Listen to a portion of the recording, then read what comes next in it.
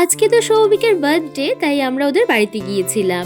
তবে গিয়ে দেখি বার্থডে বয় বাড়িতে নেই, তাই অভিক ওকে ফোন করছিল।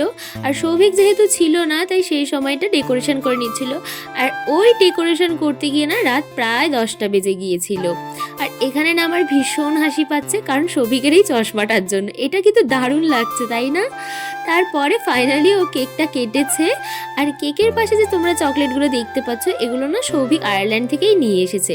আমরা সবাই খেয়েছি, চকলেটগুলো বেশ ভালো খেতে ছিল। এখানে তো কাকু কাকিমার সাথে সুন্দর একটা মোমেন্ট সৌভিকের ক্যাপচার করে রেখেছি।